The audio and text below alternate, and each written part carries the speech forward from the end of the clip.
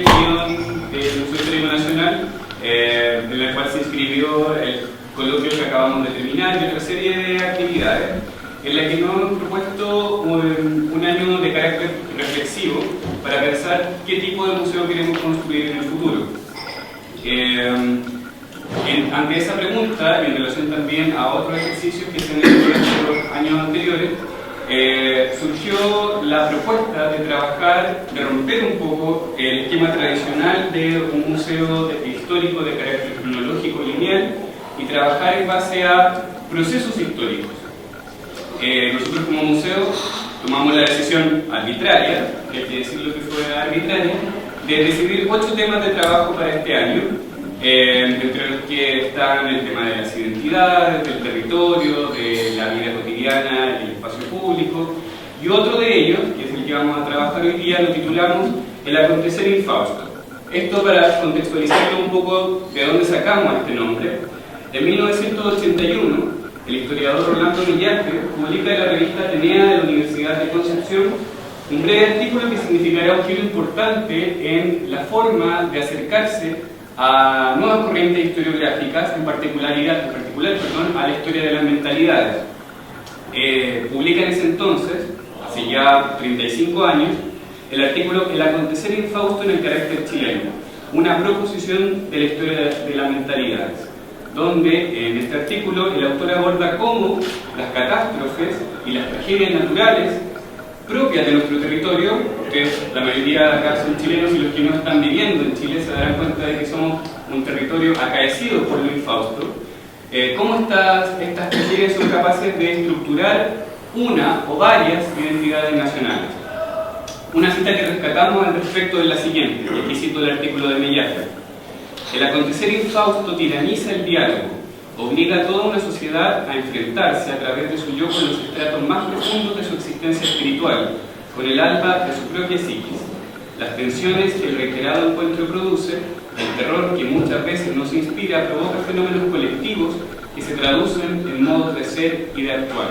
Quedándonos con esa última línea de la cita, ocupamos esta cita de Millaje para hablar de una especie de, y esto lo proponemos como museo, una especie de sistema infausto, un sistema de tragedias en la historia de Chile caracterizado por terremotos, incendios, inundaciones, sequías, erupciones volcánicas, epidemias, plagas, entre otros tipos de catástrofes que, siguiendo la propuesta del historiador, van articulando una identidad nacional o varias identidades nacionales asociados a la tragedia y al infausto. Es justamente en ese contexto que como museo histórico nos preguntamos cómo estas categorías de lo infausto y de lo trágico han sido representadas en la actual exhibición del museo y cómo eventualmente podrían seguir haciéndolo en el futuro. Es por eso que, para intentar resolver esta pregunta, invitamos a la historiadora Emma de Ramón, que nos acompaña el día de hoy, a hacernos una guía por el Museo Histórico Nacional, detectando estas posibilidades de trabajo. Nuestro objetivo entonces de la actividad de hoy es describir cómo los condicionantes naturales estructuran posibilidades culturales de entendernos a nosotros mismos. Entonces, establecer un poco esta relación entre lo trágico que nos ofrece la propia naturaleza de nuestro territorio y cómo nosotros vamos articulando una identidad cultural a partir de esas relaciones con la naturaleza. Una breve presentación de Emma. Emma es licenciada en Teoría e Historia del Arte por la Universidad de Chile, además licenciada en Estética y doctora en Historia por la Universidad Católica de Chile. Es académica del Departamento de Historia de la Universidad Alberto Hurtado y subdirectora nacional de Archivos y conservadora del Archivo Nacional, si es que dije todo bien. Entonces, activista por los derechos a la diversidad sexual. Y activista por los derechos de la diversidad sexual, además. Ya. No tenemos grito de guerra. Así como chichichilelele, algo así.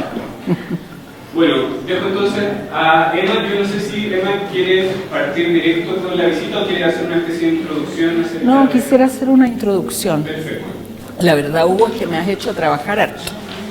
Desde que me propusiste el tema en adelante, yo al principio lo entendí en forma bastante simple, porque hace muchos años atrás, cuando estaba empezando a estudiar mi doctorado en Historia, uno de los cursos que hice fue con don Sergio Villalobos, y el tema que él me propuso trabajar fue justamente a partir de ese artículo de Mellaffe del acontecer infausto, que en ese tiempo era toda una novedad en realidad, y que se veía que desde hacía muchos años, desde Amunátegui o por ahí, digamos, no se había abordado este tema de que Chile es un país que sufre muchas desgracias de tipo natural, digamos. Entonces, la verdad es que yo entonces empecé a hacer un estudio sobre un terremoto en particular, que es el terremoto de 1647, que se terminó en un artículo que está publicado y que además el profesor Villalobos,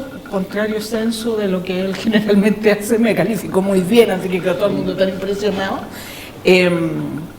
Y la verdad es que fue un estudio muy exploratorio porque lo único que existía era un poco como el mito sobre los temas de la Quintrala y eso, el tema de la imagen de San Agustín, el Señor de Mayo, y poquito más que eso. Y lo que yo hice simplemente fue meterme a revisar los documentos de Medina, los documentos manuscritos, que era en el fondo, tenía que ir todas las semanas a conversar con Villalobos y no tenía mucho tiempo, tenía otras cosas más que hacer, entonces no fue un trabajo tan detallado, pero básicamente lo que hice fue estructurar los momentos básicos del terremoto, que era algo que no estaba claro, cuáles eran los testimonios principales, habían algunos en cronistas, otros, como les digo, los manuscritos de Medina a través de las cartas que mandaba la gente o las instituciones, la Real Audiencia, el Cabildo, esas cosas. Y bueno, y lo que sucedió, el resultado de ese artículo es que en realidad el evento fue un hecho realmente tremendo para la historia de Chile, por cuanto en ese tiempo, mediados del siglo XVII, ¿no? Santiago era en gran medida Chile, porque Chile era un país mucho más chiquito, con dos fronteras, ¿no? Con La Serena por el norte y Concepción por el sur. Entonces, que se destruyera Santiago y todas sus inmediaciones, todas las estancias, todo lo que se había invertido en el fondo durante 100 años de construcción del país, era realmente un hecho muy grave, realmente muy grave. Yo creo que tal vez podemos compararlo un poco con el terremoto del 2010, ¿no es cierto?, que tuvo unas consecuencias tan graves que, por ejemplo, las carreteras quedaron cortadas, que se demoraron años en recuperarla, que todavía hay gente que está reconstruyendo sus casas después de 4 o 5 años. Todo esto, si ustedes lo trasladan al siglo XVII, es mucho peor, digamos, porque en el fondo las posibilidades del Estado de apoyar estas construcciones, la posibilidad además de tener recursos, porque el terremoto ocurrió en un momento de profunda crisis del Estado español en ese tiempo, ¿no? En que todos los índices económicos se habían venido un poco al suelo con una serie de circunstancias que no vale la pena detallar aquí, ¿no es cierto?, pero que sucedían en Perú. Y nosotros éramos muy dependientes de la economía peruana, entonces realmente no había de dónde sacar plata para reconstruir las cosas, y la gente pasó tranquilamente, eso fue lo que pude averiguar en ese artículo, aproximadamente unos 10 o 15 años en ruinas. Por eso tal vez que ese terremoto marca tanto la historia infausta de Chile, ¿no? Pero claro, pasado, digamos, mientras íbamos trabajando con Villalobos eso, yo rápidamente me di cuenta que en realidad el tema del temblor era lo menos importante dentro de todo lo que íbamos trabajando. Yo les diría que lo importante que descubrí en ese minuto era el que la sociedad tenía miedo. O sea, el terremoto lo que desató fue este sentimiento de temor, de fragilidad, de que todo podía acabar rápidamente, que había un Dios espantoso que hacía así y se destruían las cosas. Hay un evento, por ejemplo, que está contado por el Cabildo de Santiago y que yo relato en ese artículo, que ocurrió un año después del evento, más o menos en mayo del año siguiente, de 1648. Y lo relata un notario de Santiago, al que yo estimo mucho, que es Manuel de Toro Mazote, que es un notario que debe haber sido una de las personas más sensatas que existían en esa época, y además más apegado a decir la verdad, porque eran esos señores que terriblemente, digamos, dignos y probos y todas las cosas que existían en esos tiempos. Y lo que relata es que en un momento de una tarde, no recuerdo qué fecha exactamente, pero a fines de mayo del año 48, estaba el día nublado y de pronto dice que una nube estalló, ¡pum!, estalló así, dice, con múltiples centellas, y que de eso salió una bola de fuego que dio vuelta sobre Santiago y luego se fumó en el aire como si nada hubiera pasado. Eso está contado en las actas del Cabildo. Así, con estas palabras más o menos, como un párrafo, un poquito más de un párrafo. Y él finalmente firma y dice: en testimonio de verdad, Manuel de Toro Mazote. O sea, yo inmediatamente dije: ovni. O sea, claro, porque ¿qué otra cosa va a decir uno, no? Ovni, porque una cosa así, un plato o algo así, una bola de fuego que describe el hombre ovni. Pero describe también el terror de la gente que seguía después de un año viviendo, en el fondo, en carpas, o poco más que eso, en la plaza. Y que, por supuesto, todos empezaron de nuevo a, ¿cómo se llama?, confesarse a gritos y todas esas cosas que hacían cada vez que había un temblor. Porque realmente lo que tenían miedo era que eso fuera, esa bola de fuego fuera, no sé, el demonio, qué sé yo quién, San Gabriel, vayan a saber ustedes quién. Alguien, digamos, y entonces finalmente el mismo temor que uno sentía en las cartas del momento del temblor, el día siguiente o 2 o 3 días después, volvía a sentirse ahí. Y luego de eso, poco después, cuando todavía no se habían recompuesto, digamos, empezaron los primeros alzamientos indígenas que llevaron al alzamiento, uno de los últimos alzamientos, que es el de 1655-56, ¿no? Y entonces empiezan a hablar también del miedo que van a tener todos, de lo que ellos llamaban, así entre comillas también, el enemigo doméstico. Y yo decía, ¿cómo? Es que ¿por qué les dicen enemigo doméstico si estos señores están todos al otro lado del Biobío, según las observaciones que habían hecho los historiadores y qué sé yo?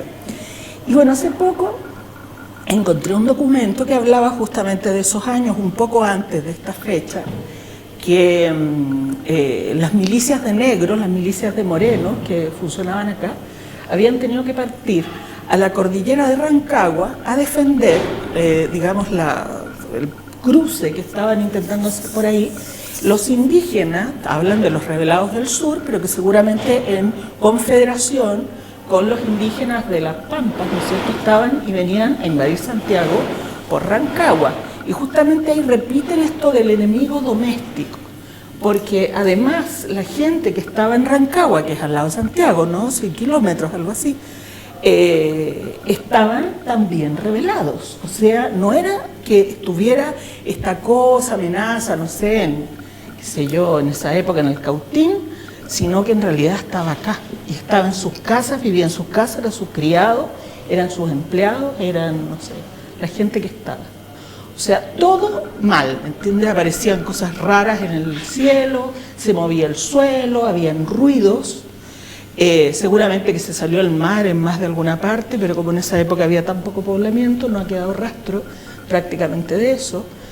Se habla de aguas cetinas que salían de la tierra, ¿no es cierto? O sea, seguramente algún tipo de producto químico o algo así que emergía. Y entonces yo les diría una década o algo más de temor.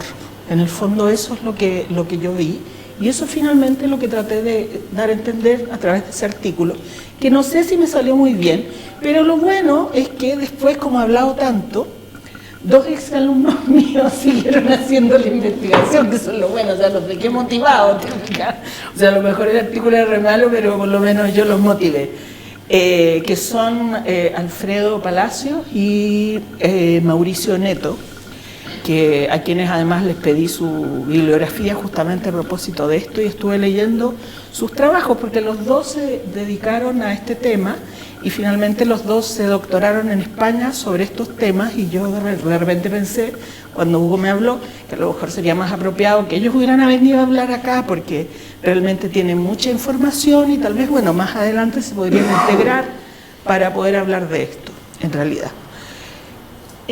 Porque bueno, Alfredo Palacios lo que ha hecho es una especie de cronología de los terremotos, buscando, él es más práctico, entonces va más hacia tratar de relacionar los antecedentes históricos con, digamos, no sé si Ernageomín parece que es la institución que mide los terremotos, para ver si hay algún tipo de regularidad en los terremotos, en los lugares donde se sale el mar, en fin, ha ido documentando todo esto desde 1571-72, que es el primero conocido, que es uno que hubo en el 71 en Concepción, hasta, bueno, estos de ahora último, que ya están más estudiados con máquinas y cosas, con sensores.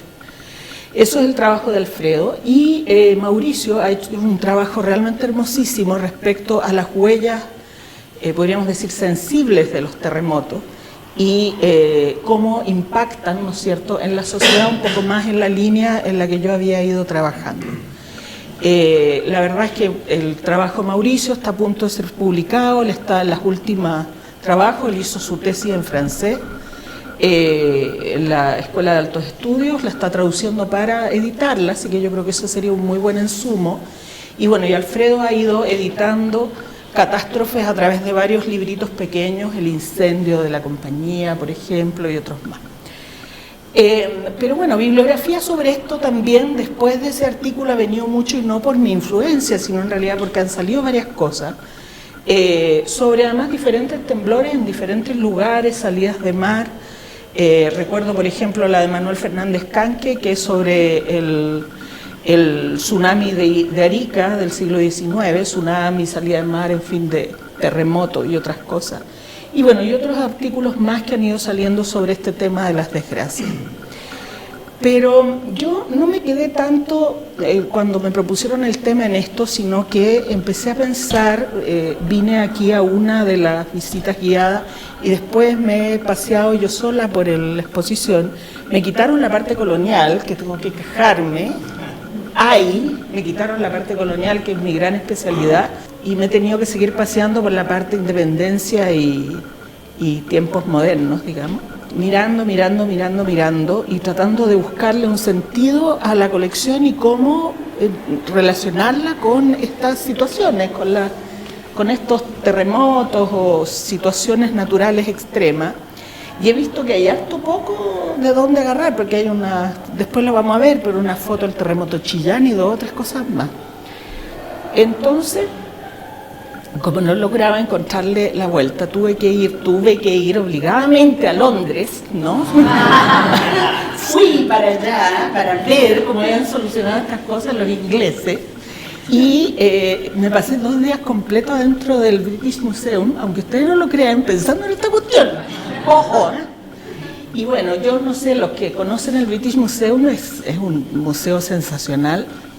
En realidad, la primera razón por la que fui porque a través del Consejo del Monumento, los pobres Rapa Nui están alegando que les devuelvan su Moai, que lo tienen allá. Y no solo tienen Moai, tienen estas tablillas, tienen un montón de cosas. Entonces, en fin. Fui a verlo ahí porque quería ver qué era lo que tenían. Seguro que tienen más en la bodega y eso, pero tienen harto. Y bueno, primero uno se pasea por las salas del British Museum y es impresionante que uno encuentra que hay cualquier cosa de donde a ustedes se les puede ocurrir, o sea, de África, de Asia, de toda Europa, de América, de la China, hacia montones. Pero no hay nada en Inglaterra. Entonces, a mí me llamó tanto la atención eso, porque nuestro museo es un museo, se supone, histórico, así que uno podría decir equivalente, ¿no? Y que lo que tiene es todo de Chile. Entonces yo dije, va. Porque yo lo que estaba buscando era dónde estaba la sala inglesa, donde venía, no sé, la historia de los reyes, te fijas, algo así. Porque Enrique VII, ¿cuánto es el octavo? El loco ese, está mucho, pero en la National Gallery, pero no en el Museo Británico. Y entonces, bueno, me di la vuelta entera ese día, quedé plop, y entonces dije, no, esto hay que solucionarlo. Y entonces volví al día siguiente, son gratis los museos allá también, esa es la gracia que tienen. Y entonces me empecé a pasear y entré a una sala que es muy grande, ¿Dónde están los, en el fondo, los fundadores del museo? Y viene Lord por Lord Miles, que da lo mismo, el que inventó la arqueología, el que inventó la antropología, Darwin, qué sé yo, medio mundo, de todos estos viajantes, y cada uno de estos está en su retrato, qué sé yo, y un par de cositas de las que donó al museo, que todos son viajes por todos estos lugares, ¿no es cierto?, lejanos, África fundamentalmente, cercano Oriente, tienen, no sé, pues el Partenón ahí, porque lo trajo no me acuerdo quién, el friso, pues, Juan Manuel, que es una maravilla mirar el friso del Partenón, todos los frisos de Mesopotamia, ¿no? No me acuerdo exactamente qué cultura son, pero maravilloso, y no es uno, son, vamos, y métale, y los pedazos así de pared que se sacaron de los templos. Yo tengo un hermano inglés, por eso puedo ir a Inglaterra, no porque tenga plata, pero vamos a hacer como que fui por eso. Bueno, y el asunto es que mi hermano me decía, que es muy inglés, me dijo, pero Emma, por Dios, tú tienes que agradecer ahora que hayan sacado todas esas cosas de ahí, ya si no estarían totalmente destruidas, ¿no? Claro, bueno, sí, es cierto, en fin. El cuento es que tienen ahí todo eso. Y bueno, usted debe conocer bien el museo, ¿no? Muy bien. El asunto es que me di cuenta que en realidad lo que ellos estaban mostrando era la obra de esos primeros fundadores.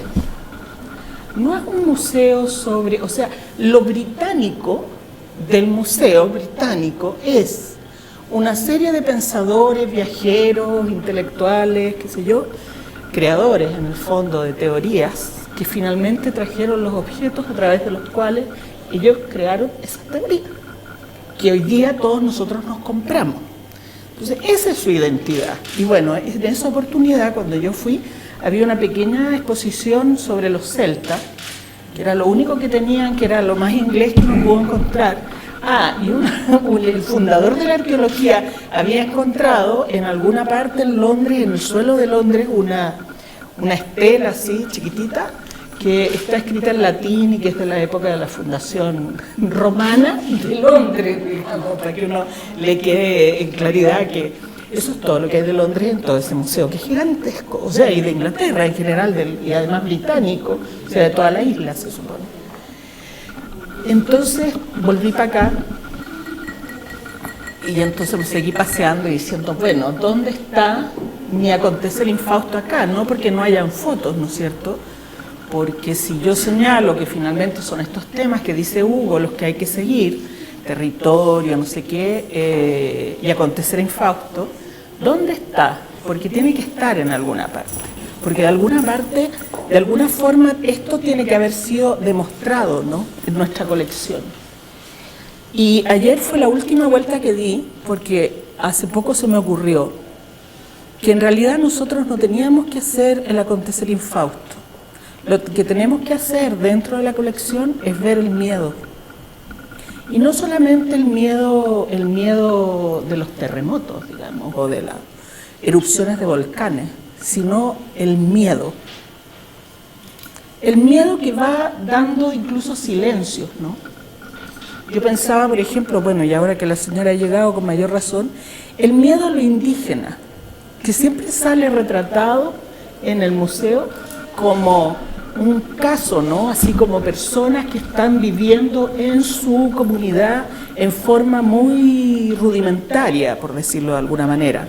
Las imágenes, por ejemplo, que hay de los yaganes, de los selkman, de los mapuches también puestos en su ámbito, ¿no es cierto?, en su ámbito estricto, en el sur, con vestidos algunos de guerreros, ¿no?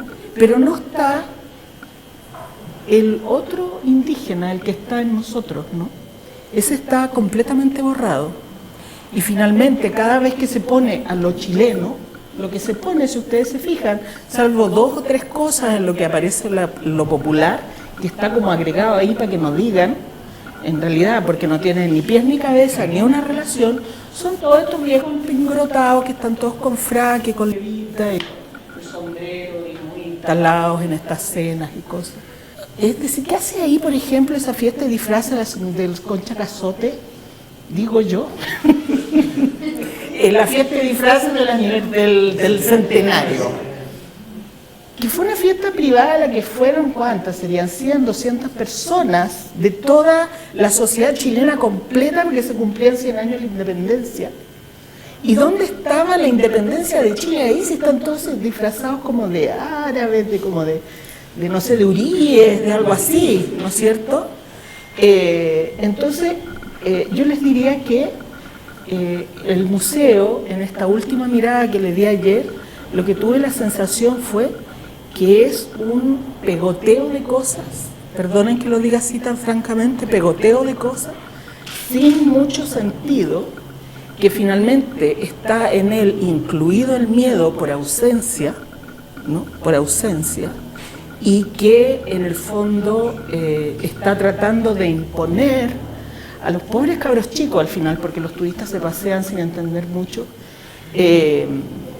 a los pobres cabros chicos una cierta historia oficial que ha sido inventada por esta sociedad del Palacio Concha Cazotte, digamos, para sí mismo. Yo no lo veo de otra manera. No quiero decir que todo sea pésimo. Como está mi amiga Carla aquí, entonces pues yo le puedo decir que las fotos son absolutamente espectaculares, y no solo esa, sino hay miles de fotos más que se les puede sacar mucho partido. Y que no sacamos nada con poner una foto de la muralla de Chillán cayéndose, porque eso es solo parte de la historia. O sea, cuando yo veía, por ejemplo, la cantidad de armamento que hay en la exposición, y no solo armamento, no solo pistolas, cuchillos, espadas, sino hasta unas maquetas de cañones en la calesa de Marco del Pon, realmente. Esa cuestión que todos sabemos que es un mito absoluto, la de Manuel Rodríguez abriéndole la puerta, sabemos que es un mito, y ahí está la calesa de Marco del Pon, además con imagen de Marco del Pon, que es un personaje tan poco relevante en nuestra historia. Y no están estas otras cosas. ¿Dónde está la cordillera, por ejemplo? La cordillera que es la que provoca el miedo, se supone. ¿O dónde está el mar? Está el mar con el barco de guerra metido ahí, ¿no es cierto? La imagen esa de, no sé, de la Armada chilena antes de la guerra del 79, que también es bien penosa, porque son 3 lanchitas y un barquito un poco más grande. Entonces, finalmente, esos silencios, a mi juicio, lo que hacen es simplemente contar una historia falsa, una historia absolutamente falsa, que no nos llega por eso, y que simplemente sirve como reforzamiento a los niños, fundamentalmente, para que se aprendan bien la lección del colegio, que dice que esto empezó en esta fecha y terminó en esta fecha, y que estos son los procesos que realmente hay que seguir. Entonces, como yo los quiero tanto, porque son mis museos favoritos, quiero que hagamos una cosa más entretenida. Entonces, si quieren, vamos a hacer la visita, y yo les voy mostrando eso que vi, y dónde veo el miedo, dónde veo los silencios, dónde veo los terremotos, que son como 3 fotos, así que no les voy a hablar mucho de ello. No sé si hay alguna consulta, algo que quieran hacer antes de partir. Ya, pues, vamos entonces. Yo podré dejar esta... Bueno, yo me imagino que aquí todo el mundo sabe... hay cosas que no puedo dejar de decir, perdonen, yo sé que muchas de ellas ustedes las saben también, pero quisiera, digamos, hacer ciertos énfasis acá. Que uno lo primero que se encuentra en este edificio es con esa pintura que sin duda es muy bonita y que es de Lira y qué sé yo, pero que realmente lo primero que uno ve, además justo queda a este lado de la escalera, porque ni siquiera queda escondido detrás del otro, sino que están los conquistadores bien limpiecitos, además de un viaje, después de un viaje de como 3.000 kilómetros por el desierto. O sea, a mí nadie me hace creer que no sé quién será ese, Rodrigo de Quiroga o alguien así, o Francisco Aguirre, ¿no es cierto?, el que está de blanco, que haya tenido la chaqueta de ese color, porque nadie pasa por el desierto después de, no sé, y tantos meses y queda así, ni anda tan como afeitadito, con la barba perfecta, peinadito, con la cota, ¿no es cierto?, este peto que usaban, todo brillante, Nadie llega así con las botas así. O sea, los tipos llegaron muriéndose, como llegaban todos los conquistadores muriéndose, en el fondo. Llegaban muertos de hambre. Ustedes saben que los viajes eran días y días caminando, comiendo apenas y apenas bebiendo agua. O sea, los tipos deben haber venido raquíticos. Y lo que finalmente llegaban era a, en el fondo, quitarle a los indígenas todo lo que tenían para quedarse instalados varios días ahí, para recuperar fuerzas para seguir el camino. Eso era el viaje, o sea, así no estaban. Y lo que sí es absolutamente irritante, porque por último ya falseamos la historia, la falseamos, es el tema del indígena prácticamente de rodillas ahí. O sea, yo creo que eso nosotros deberíamos sacarlo por discriminador, por fuera de época, por humillante en realidad. Y además fíjense que lo terrible es todos los gestos, ¿no? Todos los gestos que aparecen ahí. El español con esta cosa que levanta, que es en el fondo una lanza que termina en cruz, ¿no? Que la levanta al cielo. Valdivia con la mano así mirando a Santiago desde el cerro Santa Lucía, Huelén, si lo quieren llamar. Y este indígena, ¿qué hace? La tierra, ¿no? Y más chico y medio arrodillado. Y el otro indígena ya mirando para allá. Que además esos indígenas, los que venían con Valdivia, todos sabemos, eran peruanos, no eran chilenos, digamos. Porque los chilenos lo que estaban era esperando que ellos se descuidaran para saltarles encima y hacerlos papillas. O sea, eso es irreal además por eso, y nosotros no deberíamos aceptar que esto fuera el inicio de un museo chileno, ¿no? Es lo primero que tendríamos que hacer, buscar otra cosa. ¿Y para qué les digo la batalla de Lepanto? Porque a lo mejor es bonita, pero realmente, ¿qué tiene que hacer la batalla de Lepanto ahí? Y este señor, que se me olvida cómo se llama, el conde de no sé qué, y vamos metiéndole cañones, ¿no es cierto? Y vamos metiéndole violencia, vamos metiéndole miedo y vamos metiendo humillación a todo eso, que es en el fondo parte del miedo. O sea, cuando había un terremoto en la época colonial, lo que la gente sentía era que Dios se había choreado y que simplemente nos iba a matar a todos y que venía el fin del mundo, ¿no? Eso era lo que sentía. O sea, se acabó tu vida, se acabó todo. ¿Y qué es lo que aparece ahí? En el fondo, un indígena derrotado. Ese es el final de la vida que se está anunciando, ¿no es cierto?, con la conquista. Y a mí, francamente, no me parece, y encuentro que es ofensivo. A mí me ofende como chilena, me ofende además profundamente, porque como soy historiadora y hija de un historiador que desarrolló su trabajo mucho con genealogía, yo tengo especificada quiénes son mis ancestras indígenas que fueron violadas por una serie de españoles brutos. Entonces, yo realmente para mí es como chilena, como criolla, ¿no es cierto? Como media indígena que soy, las mechitas de clavo lo dicen así, eso es humillante y deberían sacarlo. Dejar la pared blanca. No sé dónde meter el pobre cuadro, tal vez, por ejemplo, podría ser en una parte en que expongamos, no sé, el pensamiento de la élite que creó el museo, ¿no? Porque es más o menos de esa época, junto con Vicuña Maquena y todos estos viejos que tenían esta idea como del coloniaje, así media como fantasiosa, ¿no? De como todo un mundo precioso en que llegaban estos civilizadores. Tal vez se podría hacer una sala especial de eso y ahí justamente llamar la atención sobre esos temas. Bueno, sigamos.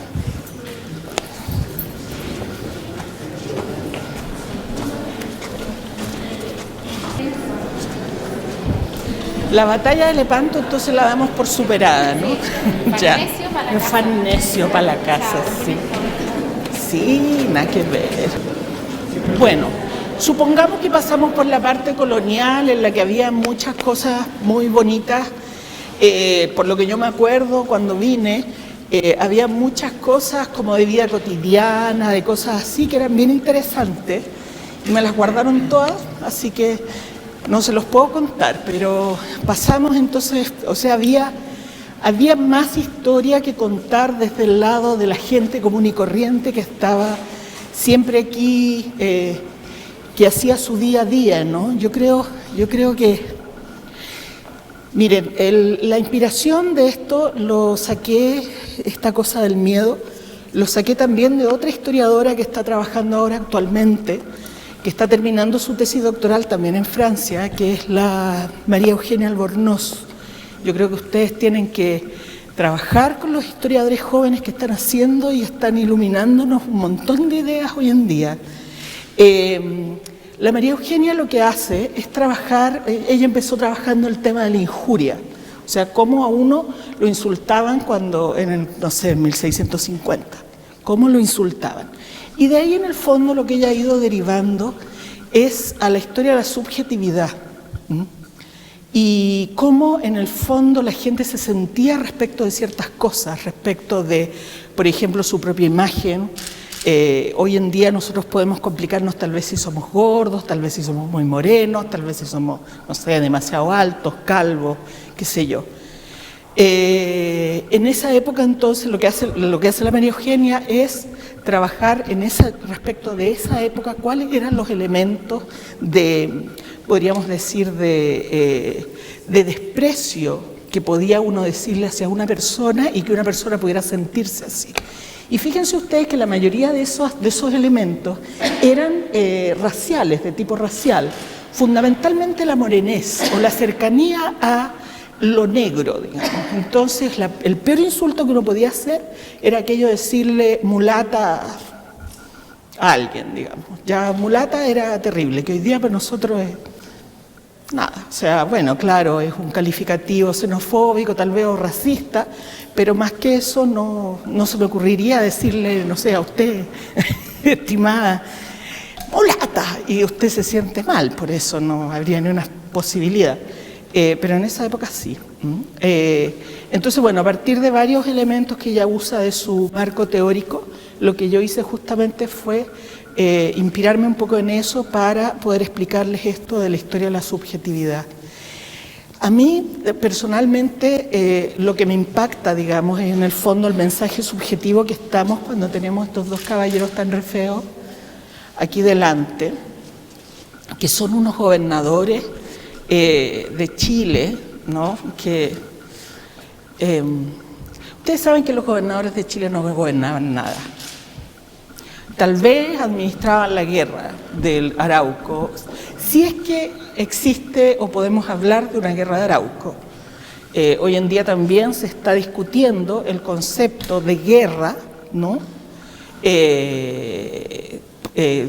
Digamos, rompiendo un poco también las interpretaciones que se hicieron en los años 80 respecto a que esto fue una conflagración, digamos, que tenía ciertos hitos durante ciertos años, que la gente se sublevaba y habían guerras sistemáticas en esos años. Hoy en día todo eso está puesto también en discusión justamente por estos historiadores jóvenes que yo realmente creo que ustedes deberían incluir en su reflexión.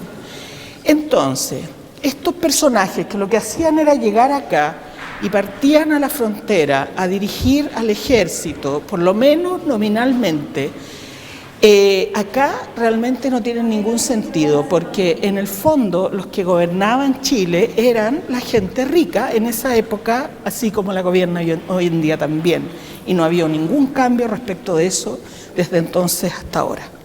O sea, estos presidentes no tenían importancia y no entiendo por qué están aquí tampoco, ¿no?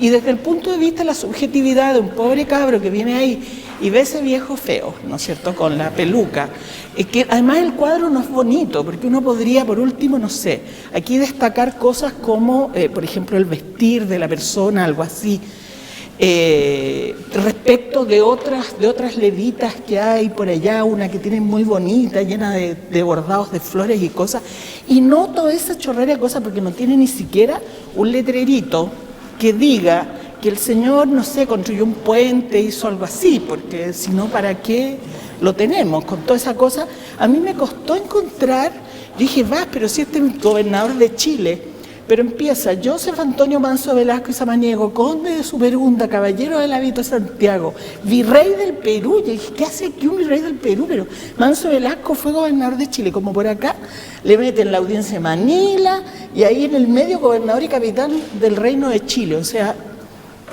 y presidente de su Real Audiencia, que eso es un título, ¿no? Nació en Logroño, Castilla la Vieja, bien bonito Logroño, habría que decirlo, en 1688. Murió en Granada en 1745. Y sus restos fueron depositados bajo el altar mayor en el monasterio de las monjas de Calatrava. Perdónenme que esto no tiene nada que ver con nosotros. O sea, ni siquiera lo hemos recogido en un viaje de exploración, ni siquiera.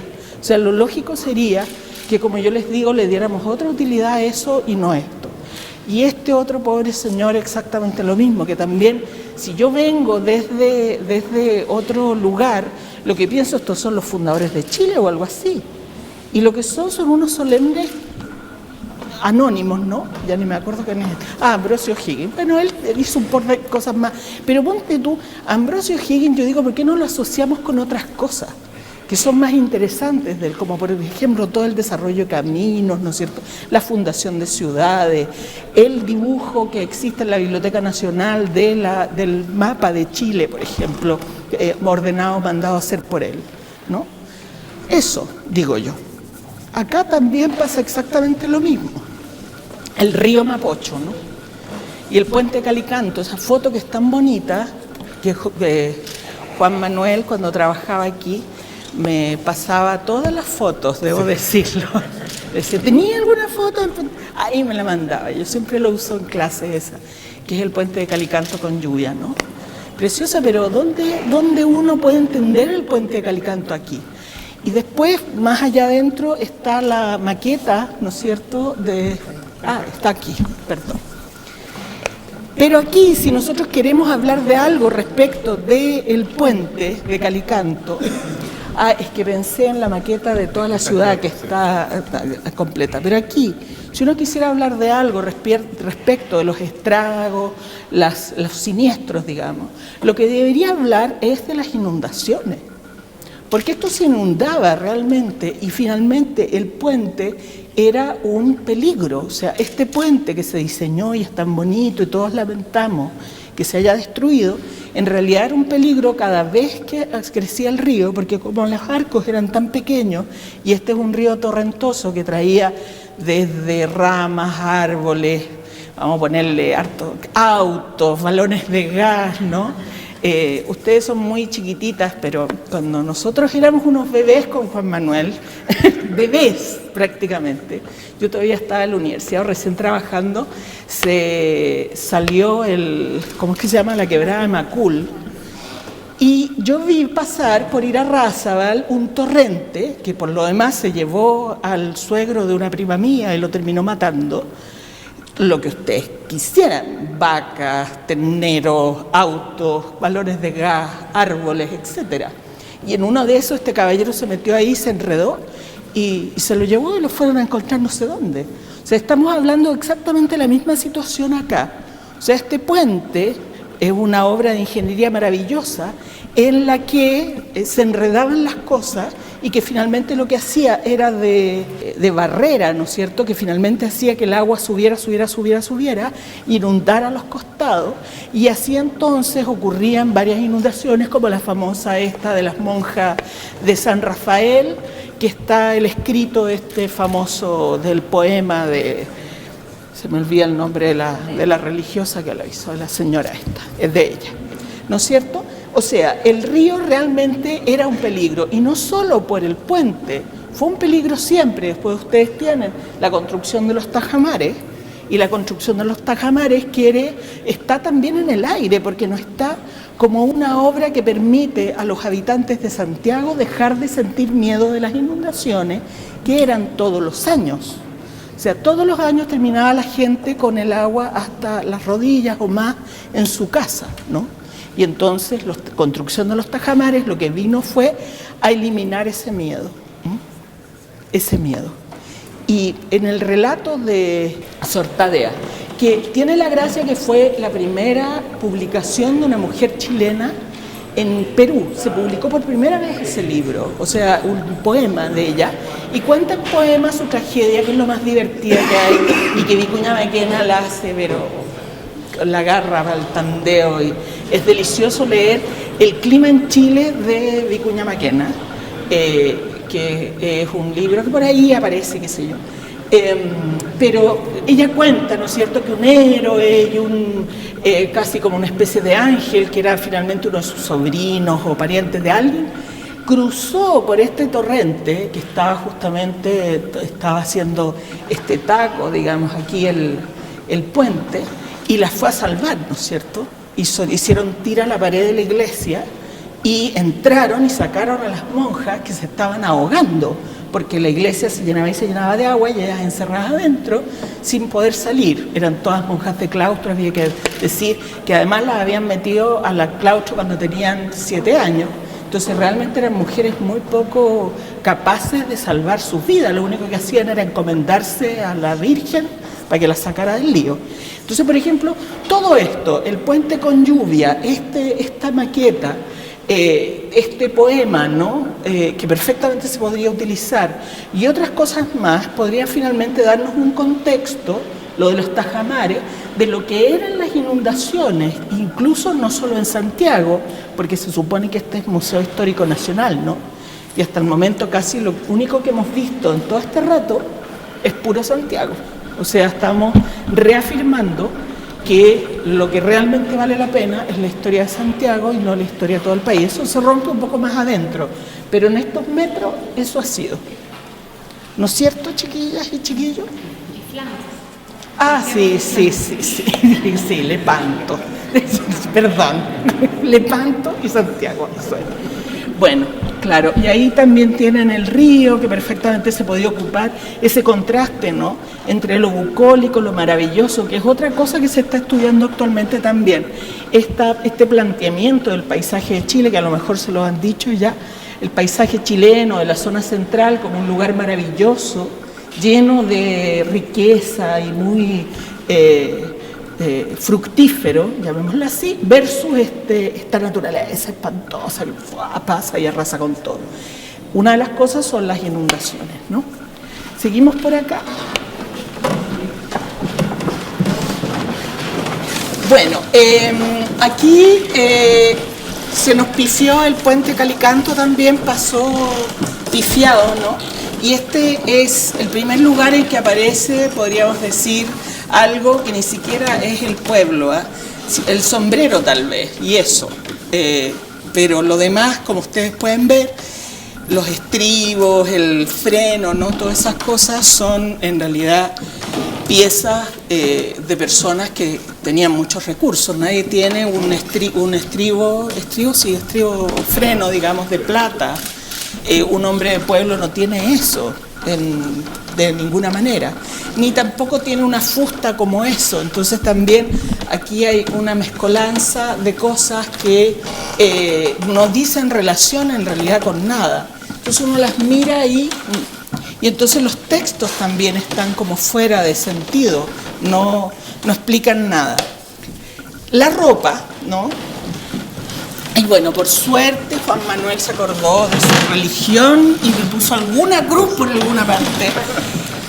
Eso que está ahí, no estoy segura, pero yo me imagino que ustedes tienen acá más de una, lo que se llamaba cruz alta, ¿no? Que estos eran símbolos con los que se salía en procesión. No sé si es exactamente, pero hay otras que son muy parecidas, un poco más largas, y que finalmente son en el fondo báculo, cruz alta, que en el fondo se levantan y que van indicando el testimonio de la existencia de una esperanza, ¿no? Porque todo se ve tan terrible, todo esto de que hay enemigos, de que hay gente que nos invade, que están los piratas, ¿no?, que desembarcan, que bombardean cosas, que están las crecidas del río, que están los terremotos, que erupcionan los volcanes. Entonces, ¿quién nos puede salvar? Jesucristo, en el fondo. Y entonces a esa imagen habría que sacarle mucho más partido y no tenerla ahí toda chueca, la pobre, que no, en el fondo no lucen ni explican nada, menos al lado de todos estos caballeros.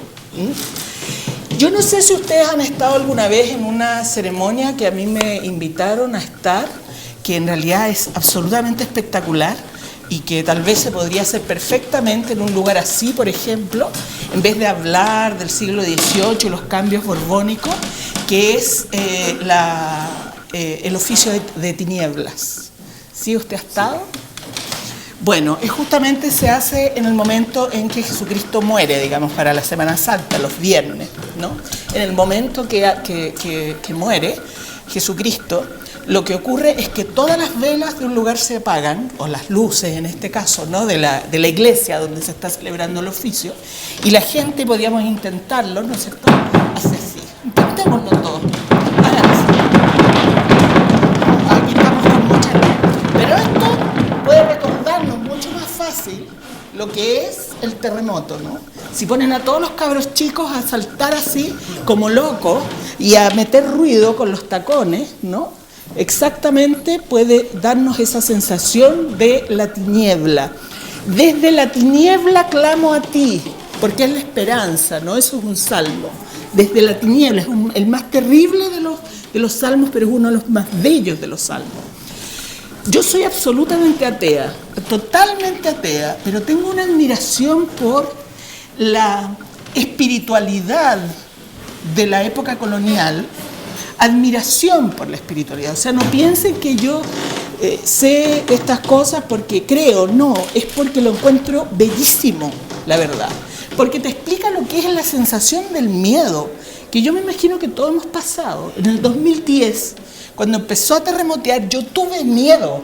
Yo dije, esta casa se me va a caer encima, porque el suelo se movía de tal forma que yo pensé que no iban a aguantar las paredes y se me iban a venir encima.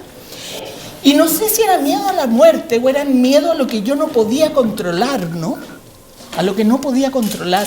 Pero si ustedes quieren expresar los temblores, tienen que hacerlo así, o el agua que se te viene encima, o todo tipo de cosas que en el fondo no te controlas, tú no puedes controlar. ¿Y qué es lo que haces entonces? Recurres a aquello que te suena más lógico, y es la ayuda divina, ¿no? Entonces, ay Dios, sálvame de esto, ay Dios, sálvame de esto. No sé, pongan una pieza negra, hagan ese ruido, iluminen la cruz, ¿no es cierto? Hagan algo, ya que no tienen cosas de temblores, que les permita expresar los temblores, ¿no?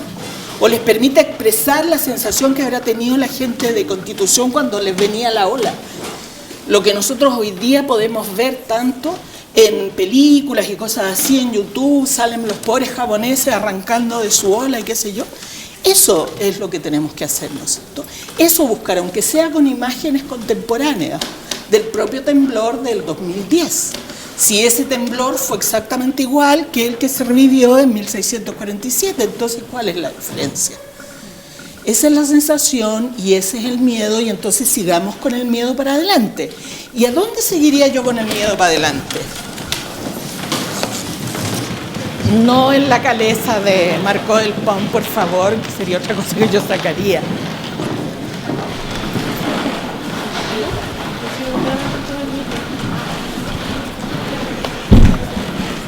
Yo pondría el miedo ahí, ¿no es cierto? Pero lo pondría como el miedo, en el fondo. Bueno, ese otro caballero de ahí es como para dar miedo también, ¿eh? Pero eso da susto. No es que sea la encarnación del miedo, ¿no? Estas mujeres, que además ustedes tienen un montón de fotos de las tapadas, ¿no? Lo que finalmente implica es la anulación del cuerpo por la espiritualidad, ¿no? Entonces, sobre todo en mujeres viejas, pero también en jóvenes cuando iban a la iglesia y todo, el estar tapadas y el estar de negro no significa ser viuda, en realidad. Significa el que uno no tiene cuerpo. Entonces nadie te puede ver el cuerpo, nadie te puede ver la forma, las pechugas, las caderas, nada. Sino que simplemente esta negrura, y simplemente en muchos casos ni siquiera la boca, o sea, exactamente igual que las árabes, digamos, en su tiempo. Todas tapadas, ¿no? En sus tiempos, quiero decir hoy día. Esta moda, esta forma de vestirse, es una forma que viene desde la época colonial y que llega incluso a estos tiempos, ¿no? Ustedes tienen fotos de tapadas, hay una que no conocía y que la vi por ahí, tienen varias de tapadas, pero hay una que ya les voy a mostrar, que en el fondo es frente a una marcha militar, que van como, no son militares, pero es como una marcha de un gremio o algo así, y aparecen las tapadas. Entonces las tapadas que implican esto, ¿no es cierto? Imagínense lo que es negarse el cuerpo. ¿no? Imagínense lo que es negarse el cuerpo, decir yo no tengo cuerpo, yo soy solo ojos y solo fe, y lo único que hago es rezar, porque por ahí está, no sé, un altarcito donde rezaba Paula Jara Quemada, mira, po. O sea, ¿qué importa? Paula Jara Quemada, lo que importa es el miedo que le hacía estar todas las noches arrodillada frente a ese altarcito, pidiendo clemencia en realidad, porque esa noche podía morir, que es una sensación totalmente distinta a la que nosotros tenemos hoy en día, y es que probablemente no vamos a morir hasta que nos enfermemos cuando viejitos, ¿no? Eso es lo que yo veo. Bueno, lo otro que veo es la violencia extrema. Este es el cañoncito que yo les decía, la maqueta del cañón, cañones, ¿cómo es que se llama ese? Lo de Rancagua, desastre de Rancagua, que además implicó la caída del régimen que estaba en ese minuto, ¿no es cierto? O sea, un problema serio político, que Chile ha pasado por todos esos problemas políticos complicados. Y fíjense que aquí está mostrado como si nada pasara.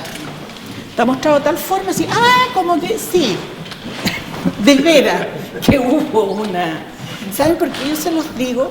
Porque esto lo cuento muchas veces, pero cuando yo era chica, mi padre él nunca quiso que yo estudiara historia, pero hacía todo lo posible porque me gustara la historia. Entonces finalmente terminé siendo historiadora, lógico. Mi padre se emocionaba hasta las lágrimas con todos los desfiles militares, las banderas y todas estas cuestiones. Cuento que para todos los 19 de septiembre terminábamos los tres, nosotros somos 3 hermanos, viendo la parada militar o en la tele, cuando ya empezó a aparecer la tele, porque yo era de antes de la tele, o directamente ahí en el parque O'Higgins. Cousiño, se llamaba Cousiño en esa época, como una serie de vieja. Bueno, y entonces mi papá, como era, bueno, en ese tiempo, estoy hablando de los años 60 en realidad, alabando a los militares, este ejército jamás vencido, unos hombres valientes, y a todos estos personajes que O'Higgins encerrado ahí había salido, no sé, o vivir con honor o morir con gloria, no sé qué, y métale. Y entonces, bueno, yo con mis ojos que me encantaba la historia, en realidad lo escuchaba harto, y después vino el golpe militar y el cambio de discurso, ¿no? Completamente distinto de estos milicos asesinos, que ustedes habrán escuchado muchas veces. Pero, ¿qué cambió ahí en el fondo? Que de repente mi padre, que era un historiador, empezó a ver que en realidad los militares eran algo que habían estado presentes en toda la historia de Chile. Y no los militares solamente y el uniforme, sino que aquí está lleno de puros tipos con uniforme, sino las batallas y las batallas sangrientas y las rebeliones. O sea, la independencia de Chile no es este montón de cuadros de personajes ahí todos solemnes. La independencia de Chile fue uno de los tiempos más aciagos que ha vivido nuestro país. Nuestro país quedó arrasado con la independencia, por todas partes. Hay relatos en el Archivo Nacional que nadie ha rescatado todavía, nadie ha sacado, nadie ha trabajado en realidad, en que empiezan a hablar la gente de cómo quedaron, por ejemplo, los fundos, las haciendas, las chacras que tenían, que eran arrasadas por un lado o por otro cada vez que pasaban los miembros de uno u otro ejército, arrancando o comiéndose todos los alimentos que habían, por ejemplo, llevándose los animales, robando en el fondo para poder sobrevivir, porque no era una guerra que estuviera financiada por ningún Estado, eran simplemente ideólogos, ¿no es cierto?, que hacían cualquier cosa y robaban cualquier cosa para lograr sus ideales. Y ahí pásele, ¿no es cierto?, la violación de las mujeres, que era fijo por un lado y por el otro, y están los relatos en el Archivo Nacional justamente de eso. Y también estamos hablando de un periodo que va entre 1810-11 aproximadamente hasta 1823 en todo Chile, 23-24, que es cuando termina ¿cómo es que se llama? Y después viene la guerra-muerte, después de eso, ¿no? Que deben haber dejado absolutamente arrasado el mundo de la guerra, en la parte del sur. O sea, estamos hablando de entre 1810 y 1840 de guerra, y de una guerra fratricida entre chilenos, unos realistas y otros chilenos, digamos, que no están representados ahí, para nada, y que deben haber provocado un miedo, ¿no es cierto?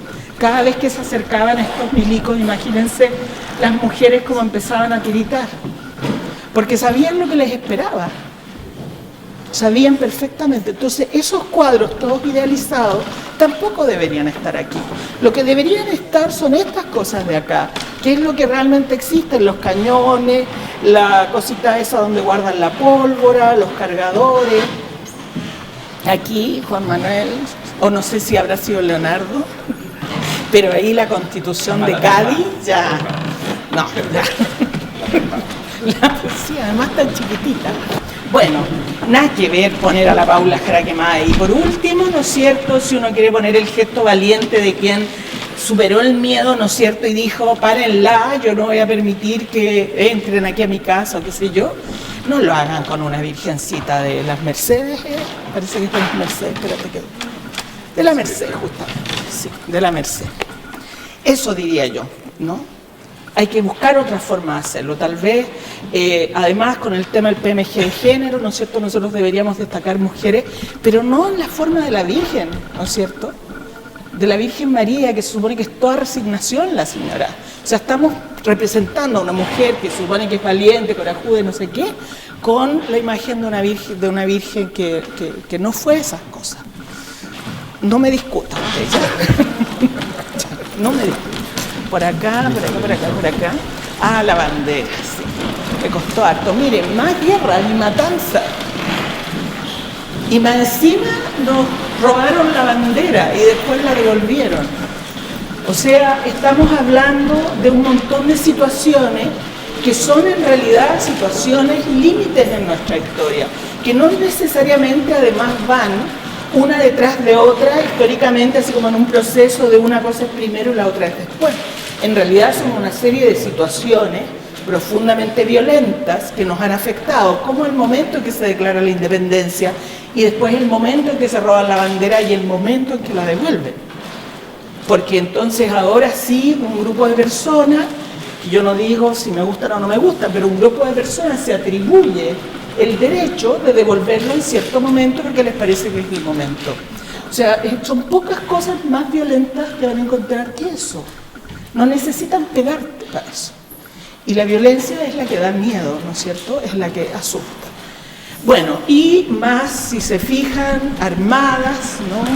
O sea, armas que vienen, que se acercan, y batallas por todos lados, y el fusilamiento de carrera por allá, ¿no es cierto? ¿Y qué es lo que ponen de carrera? Que a mí me llama tanto la atención, porque también está en el Archivo Nacional, que es una cartita que hay por acá. ¿Dónde está? ¿Dónde está la cartita? Aquí está la cartita.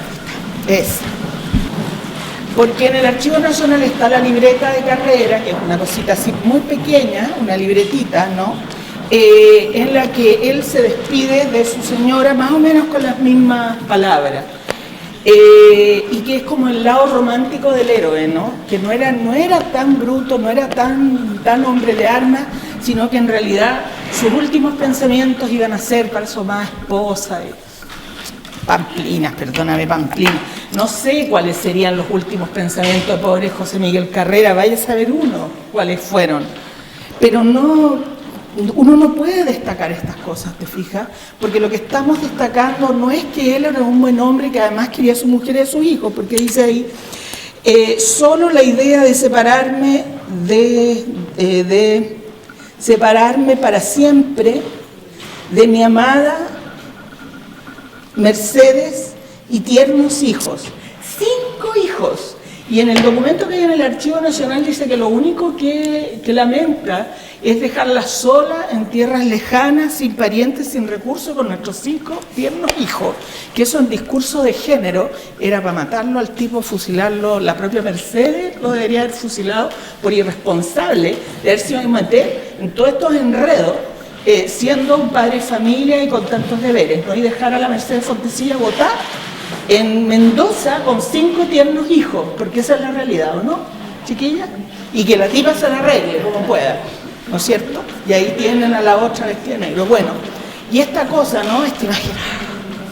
O estos otros cuadros que hay unos españoles, que está el tipo así mostrando el corazón donde le disparen y todo. O sea, toda esta cosa es el mito del héroe, ¿no? El hombre que no tiene miedo a la muerte. Que uno lo puede tal vez usar como contraste, ¿no? Como silencio respecto del dolor, de la muerte, de todas estas cosas. Pero no mostrarlo así porque es engrandecer una cosa que no existe, que no es, ¿no? Bueno, eso por acá.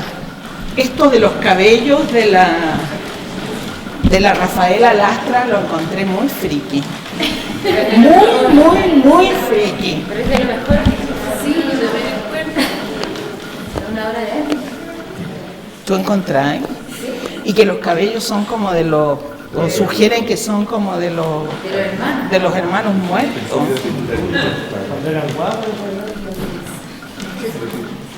De pintura luctuosa. Mira, las cosas que se ven enteras. Pero el friki tienes que reconocer que es friki. Lo mismo que esas fotos que le sacan a los cadáveres así. Son terribles. Sí, pues. Pero aún así son raras. Y lo que hay que hacer es mostrar que son raras, no esconderlas. Bueno, seguimos con sacar la cabeza.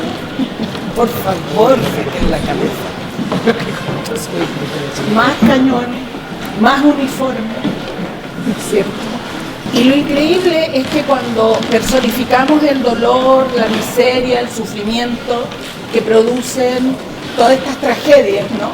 Las enfermedades, etcétera, lo personificamos en la beneficencia, como si eso tuviera algo que ver con el Chile de hoy, ¿no? Como si eso tuviera algo que ver con las políticas sociales que tratamos de llevar adelante, que justamente no tienen nada que ver con la beneficencia ni con el abrazar al niñito que está sufriendo, sino en realidad darle las herramientas a las personas para que cada uno pueda surgir. Entonces está el ciego, está el cojo, está el anciano, está el no sé qué, será alguno que es sordo, me imagino, y todos estos abrazados por estos señores tan pudientes, ¿no? Mostrando un tipo de sociedad que es tan diferente a lo que queremos construir, ¿no? Y a lo que nosotros yo creo que sentimos que es nuestra sociedad. Entonces también se pone, no sé dónde van a meter tanto cuadro grande, porque todos esos cuadros grandes sobre todo son terribles, ¿no es cierto? Bueno, la dimisión de O'Higgins está ahí, también el otro héroe que lo echaron, ¿no? Y entonces él dice, no quiero guerra civil, qué sé yo, que servía mucho.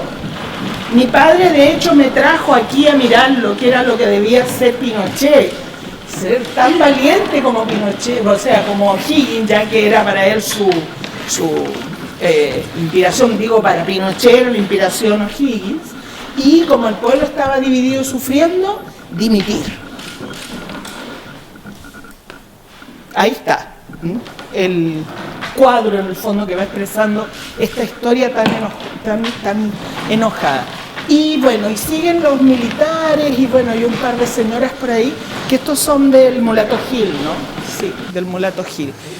Y aquí, bueno, Santiago, que yo me imagino que podrá haber alguna forma mejor de hacer esta maqueta, ¿no?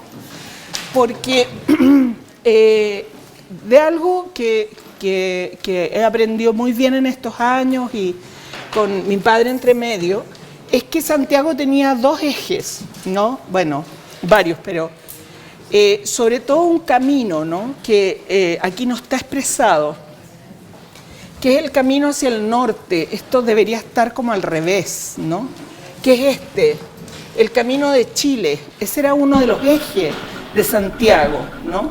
Y el otro de los ejes, que como es del siglo XVIII y están recomponiendo el orden, lo que debería hacer es remarcarse la construcción de la Alameda como un lado que está, digamos, tratando de convertirse en un eje que finalmente se convirtió en tal.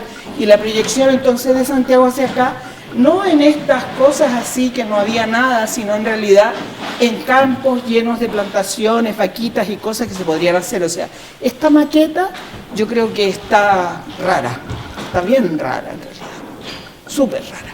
Porque incluso, fíjense chiquillos, que los mapas de la época lo que hacen es hacer colgar Santiago desde el oriente, o sea, justo al revés. Tendría que ser el Cerro Santa Lucía arriba, digamos. Pero lo que yo marcaría, que era lo que realmente importaba, era el camino del norte, el camino de Chile. Entonces no le pondría como le pusieron algo como de la Independencia, Callejón de la Independencia, porque no era así, sino que era el camino de Chile. Es muy importante ese camino. Por eso hicieron ahí el puente de Calicanto. Ese es el sentido que tenía. El comunicar Chile, o sea, Santiago, digamos, el centro, la plaza de armas, con el resto del mundo. Y luego el otro gran camino, ¿no?, que era comunicar hacia el océano, que era la calle San Pablo, ¿no? Comunicar hacia el océano, que para eso, durante la fase de independencia y antes, en la época borbónica, ¿no es cierto?, se hicieron todas las cuestas que se hicieron para tratar de comunicar Chile con ¿cómo es que se llama?, con la costa. Entonces, dentro de eso yo a esta imagen no le veo mucho sentido. También remarcaría un poco mejor, ya que estamos con el tema de las grandes catástrofes, todas las posibilidades que tenía esto, el río de salirse, ¿no? Porque realmente el poner aquí esta agüita, yo creo que esta agüita era mucho más agua y mucho más profunda de lo que está señalada aquí, y que nosotros pusimos esta agua aquí, porque lo que tenemos hoy en día de río es un río al que le quitan gran parte de su cauce hídrico en realidad. Entonces tal vez en lo máximo del verano el río era así, pero todo el resto del tiempo era un río difícil de cruzar. Por eso justamente que en el siglo XVIII se invirtieron en los dos puentes, para poderlo cruzar, para poder unir este lado de Chile con ese lado de Chile. Y este lado de Chile porque era el camino hacia las ciudades del norte, sobre todo las nuevas ciudades mineras, ¿no?, como Illapel, con Marbalá y todos estos lugares que estaban incorporándose a la economía chilena, y entonces, bueno, la idea era ponerlo. Y la costa, porque Valparaíso también estaba surgiendo como un gran puerto, gracias a la apertura de la navegación en el estrecho, ¿no?, por el Cabo de Horno. Seguimos además con el tema de Santiago. Seguimos con el tema de que no podemos alcanzar a expresar que esto es Chile, no es Santiago, que lo que necesitamos es Chile. Fíjense que acá, que se supone que es algo así como sociabilidad o una cosa así, ¿no es cierto?, la consolidación del orden republicano, político, algo así, lo que ponen son instrumentos de música y luego más armamento y más militares. Entonces lo que yo llamo es a sincerar la historia, ¿no?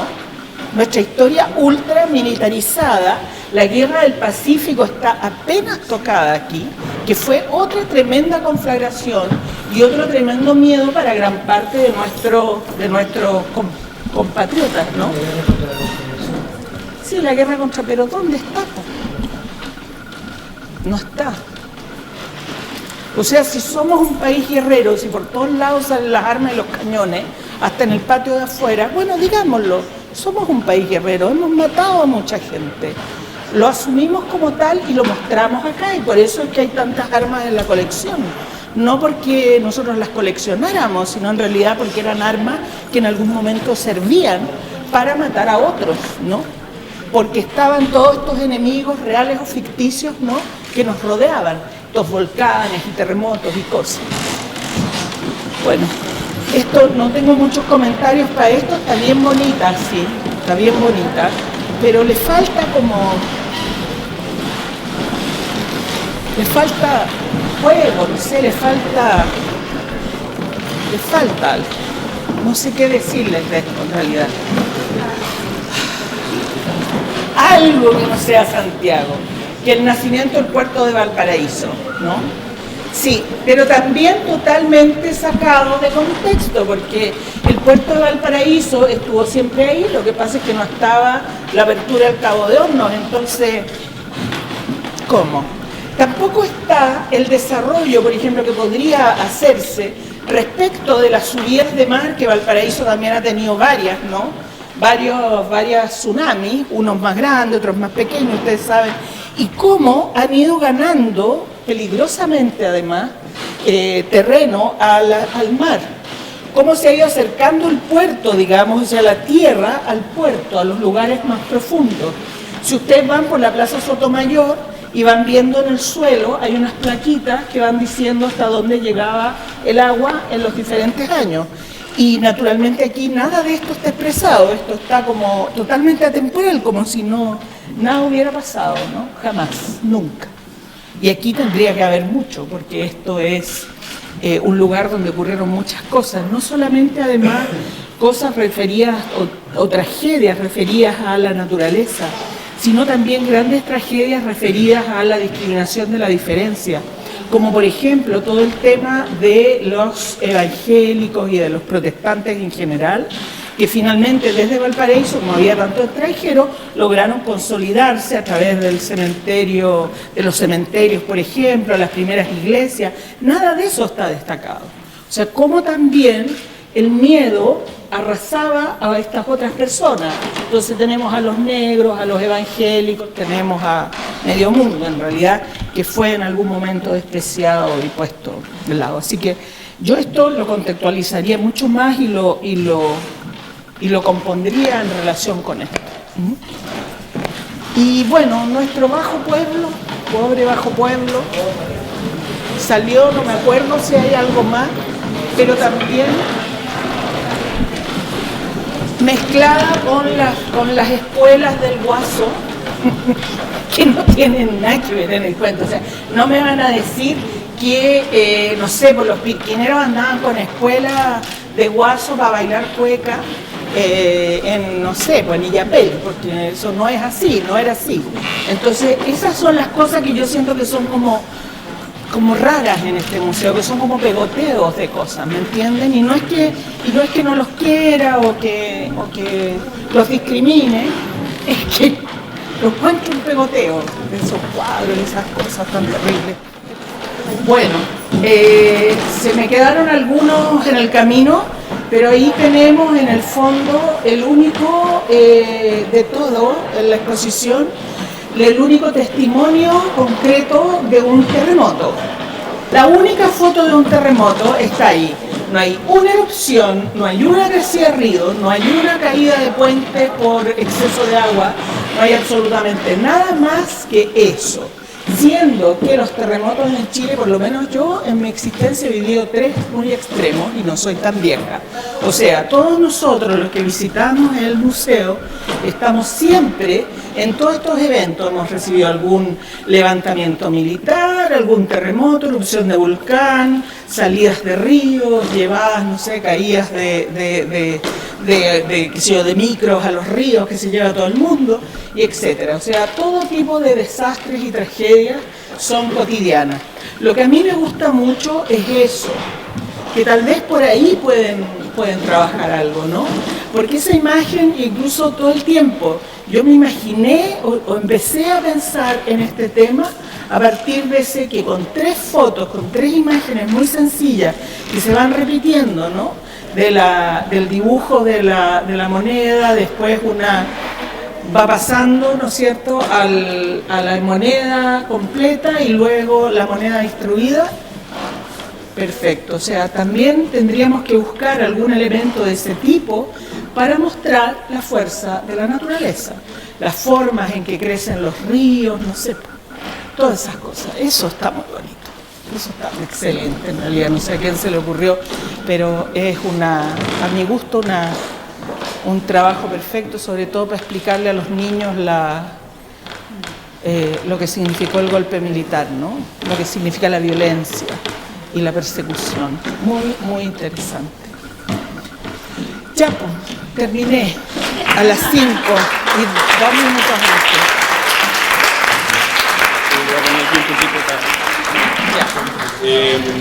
Bueno, Emma, muchas gracias por la visita que nos hiciste y por el switch también que propusiste desde lo que nosotros te propusimos hasta tu propia propuesta acerca del miedo. Tengo 2 cosas que ser prácticas. A los invitados externos al museo como parte de esta actividad les queremos pedir si pueden responder una pequeña encuesta asociada no a ti particularmente, sino al tema, para saber cuál ha sido el impacto del trabajo de este tema. Entonces, Javiera y Grace les van a repartir una encuesta a los invitados externos que ojalá se la pudieran devolver a ellas también.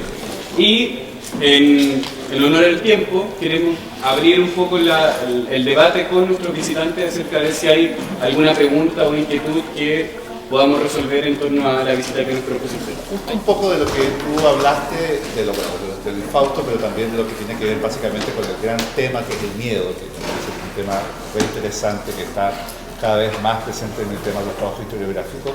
Está el tema que también ha salido este último tiempo, especialmente con los últimos terremotos, ¿no? Que es la resiliencia, que además es un concepto también más contemporáneo. ¿Tú cómo ves eso, ese juego entre el miedo y la resiliencia, en esta perspectiva de larga duración que es Chile?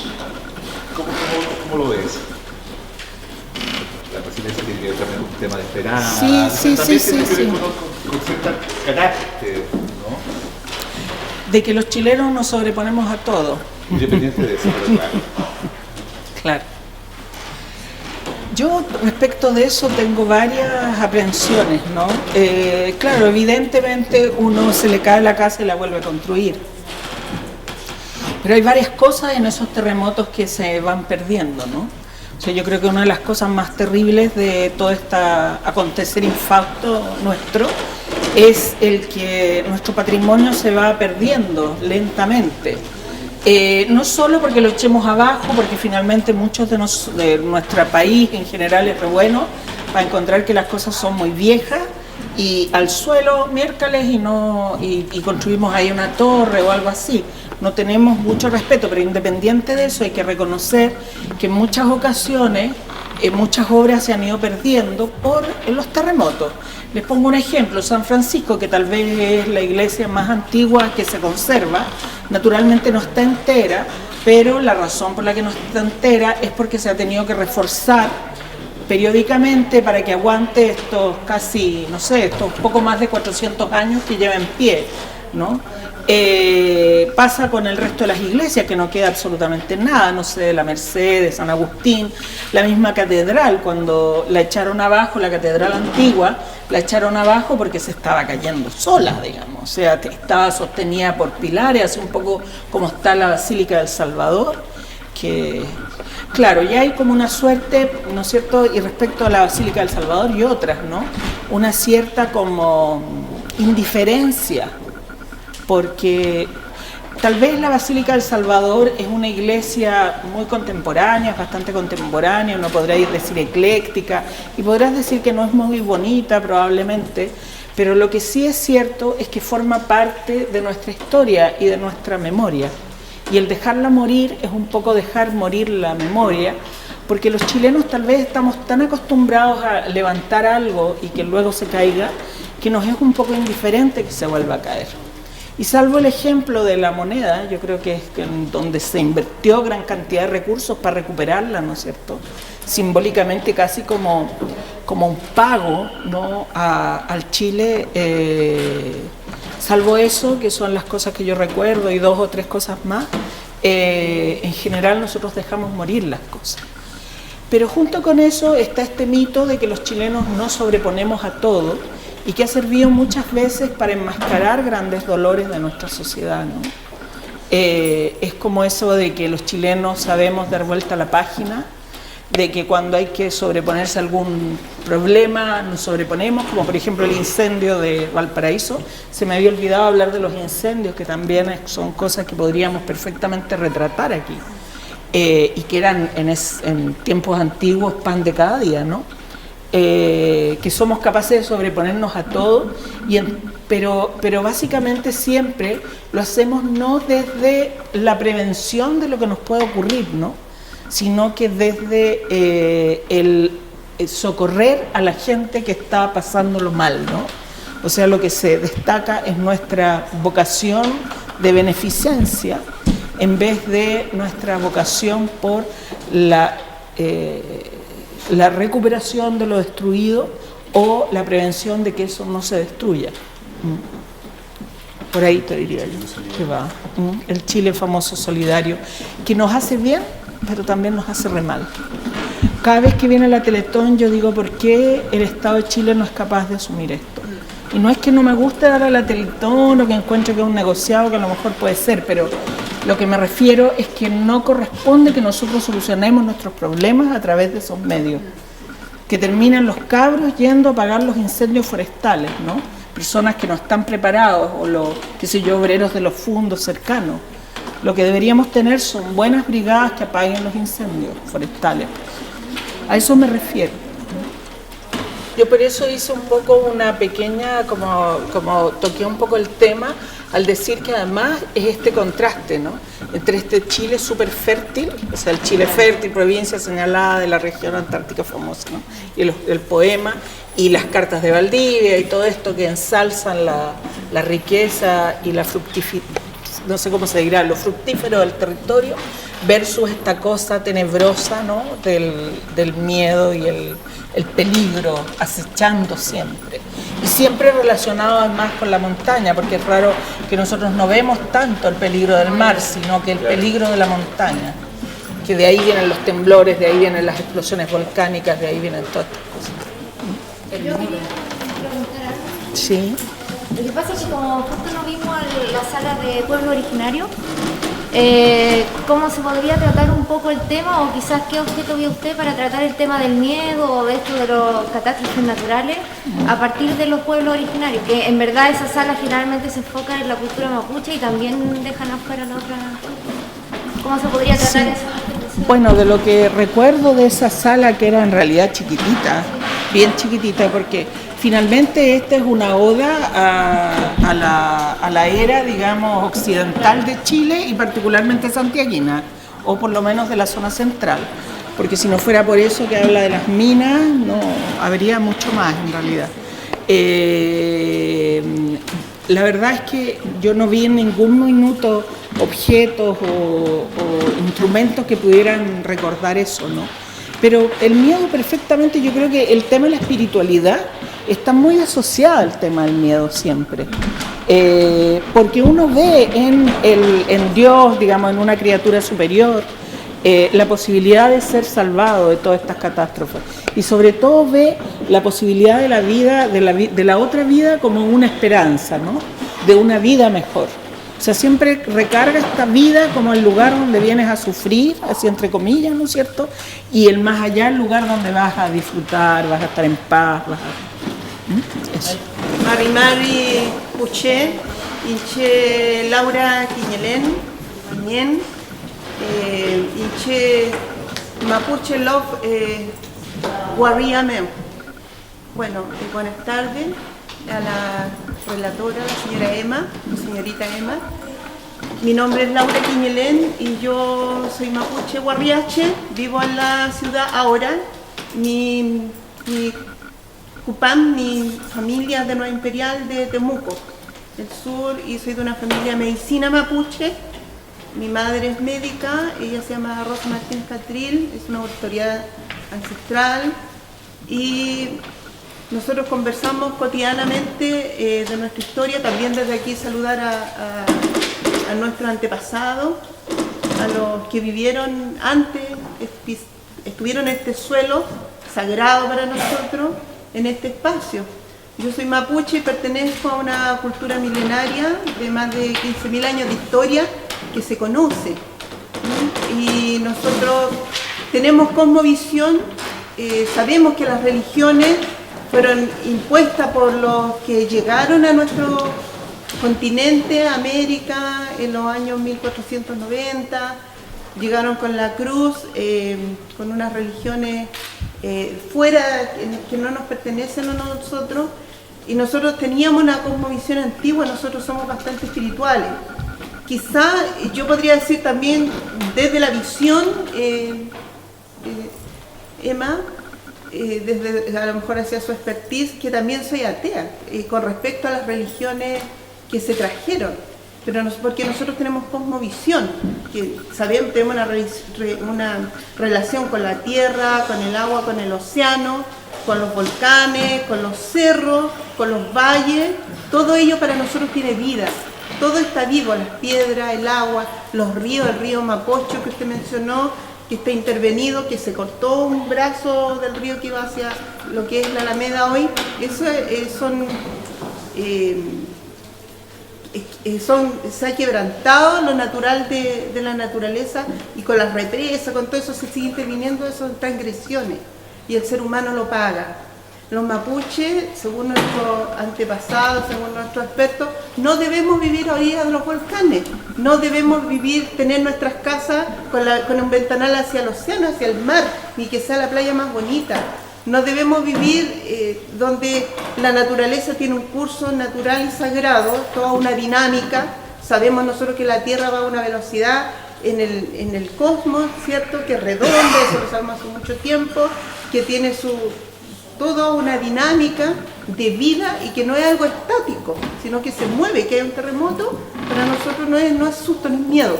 Eso nos enseñan desde chicos a nosotros, sino que la Tierra está viva. Y con respecto a los desastres o lamentamos lo que les pasa a la gente, siempre hay gente más pobre en la que vive a la orilla del volcán, es la más pobre en la que vive a la orilla del río porque no tiene un techo, no tiene una vivienda digna. Y eso hasta hoy. Ellos son los que son arrasados por la ola del tsunami.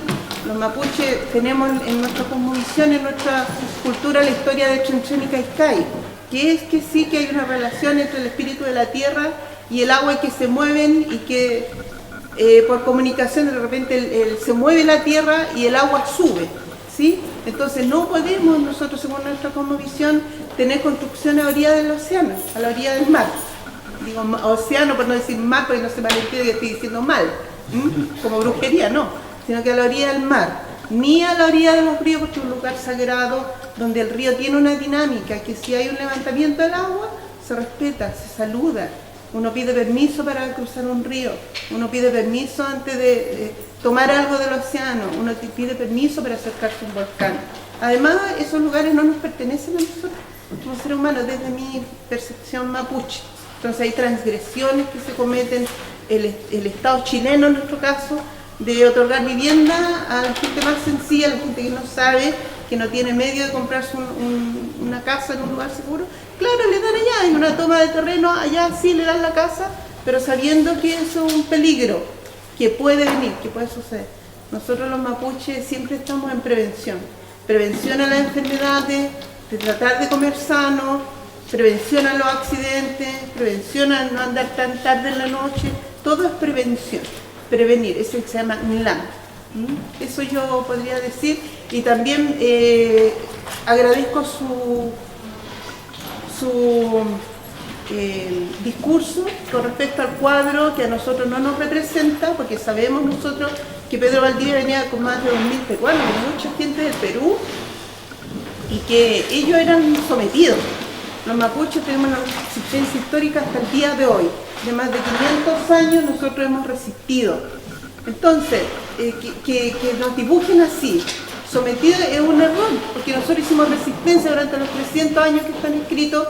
Los mapuches seguíamos con nuestra dinámica de siembras, de cosecha, de proteger a las mujeres, a los niños. Había este traje se convirtió negro para protegernos, sobre todo en la noche, para poder caminar en tiempos de que teníamos que defendernos. Pero no se habla en la historia tampoco, ni se muestra el tiempo del inclinaje, donde hubo una represión salvaje, donde existía el mayorazgo, donde los no indígenas tuvieron una sociedad reprimida, donde se violaban en los fundos a las mujeres, donde se hizo la cueca, que demuestra una historia, a mi ver, donde el guaso, el latifundista podía tomar, la china le llaman, ¿no? Una niña linda, hermosa y con campesinos, y tomarla, abusar de ella. Eso se vivía en nuestro país. Entonces de eso nuestros abuelos protegían a sus mujeres, hacia los niños y las niñas, porque a los dos hay que proteger, también los animales. Entonces, porque cuando un mapuche mata a un animal, agradece la vida, agradece a la energía sagrada y toma la vida de ese animal y la entrega. Pero ese respeto existe hasta el día de hoy. Y también desde mí, lo más profundo, yo envío un saludo a mi pueblo también, que seguimos resistiendo. Chaltumay, muchas gracias. Mari la mañana. Mari. Bueno, gracias por sus palabras. Yo justamente una de las mayores preocupaciones de este relato, del relato que tiene este museo, es la ausencia de lo indígena. Como yo le decía, solamente aparece en situaciones muy primitivas, digamos. Y el mundo indígena ni hoy ni antes estaba solamente en eso, no en el indígena agachado, digamos, en cuclillas pintada la cara y en taparrabos, como está aquí. El indígena es parte de la construcción de nuestro país. Y todos somos indígenas porque todos tuvimos una pariente, una madre, ¿no es cierto?, que fue abusada, como decía usted, y de donde nació un mestizo que finalmente a la larga somos todos nosotros. Y bueno, y hay en esto una construcción criolla, ¿no?, que yo no veo por ninguna parte en el museo. Y eso es lo que más me preocupa. Y esa construcción criolla también pasa por esta ausencia, ya que van a hablar del territorio la próxima vez, por el territorio. A mí me impresionó mucho, señora, cuando fui al sur, porque yo soy de acá, de Santiago, la primera vez que fui al sur y vi, yo creo que cerca de su tierra, en un momento se estaba formando una tormenta. Y como aquí en Santiago hay cerros tan altos, y las tormentas vienen siempre de la costa y pasan y Santiago se nubla y empieza a llover, yo nunca había visto el combate de las nubes de lluvia en el cielo, nunca. Y esa fue la primera vez que lo vi. Y me impresionó realmente mucho, porque en el sur, antes de que llueva, existe ese combate. Y hay truenos y empieza a llover y cae el granizo o la lluvia fuerte, y uno ve como las fuerzas de la naturaleza están encontrándose. Eso tendría que estar aquí, si Chile también se supone que es esa parte. Se supone que es esa parte.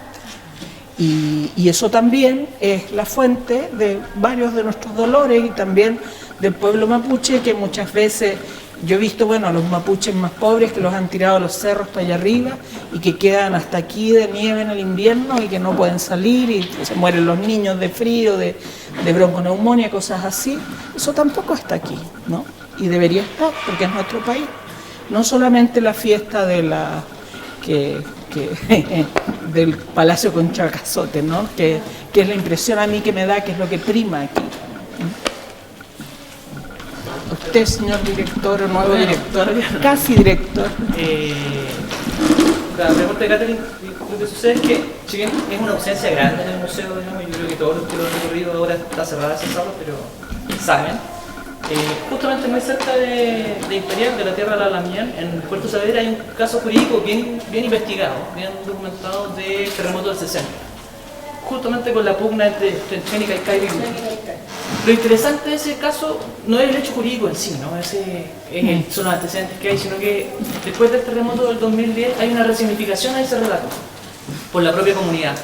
Y hoy día la propia comunidad ha subido a YouTube un montón de relatos con respecto al 1960, pero desde lo que pasó en 2010. O sea, un poco hablando de la Costa Ser Fausto, digamos, hay una resignificación además en esa mirada hacia atrás, en que se combina lo jurídico con la comunidad, además realizado por la propia comunidad, por lo tanto es un relato completamente distinto, no está mediado por un investigador, es un relato, podríamos decir, desde lo académico más torpe, pero desde lo experiencial mucho más interesante. Era eso para responderle a Catherine. ¿Algún comentario final? No, nada más que agradecerles esta oportunidad de transmitirle, perdonen que yo soy un poco como chacotera para las exposiciones, pero es que me da miedo que se me aburran, entonces por eso empiezo a decir chistes, un poco irreverente y todas esas cosas, pero tenía un gran momento, para mí ha sido un año fructífero pensar en el Museo Histórico, como les dije, porque aquí están gran parte de mis amigos de la DIVAM, y a personas que yo quiero y estimo mucho, otros que no están y a los que echo de menos, porque se han ido por cosas de la vida.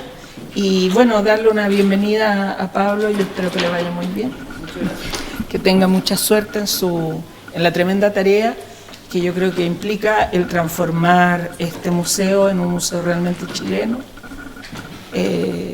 con todos estos contenidos que nos hacen falta, ¿no? Eso nada más. Bueno, y yo en nombre del museo te agradezco por el recorrido que nos hiciste, y también agradezco al público que vino y participó activamente, y esperamos que esto se traduzca efectivamente cuando en algún momento nos sentemos a trabajar en este nuevo guión, en la incorporación de todas las identidades que componen este territorio. Así que, muchas gracias. Gracias a ustedes.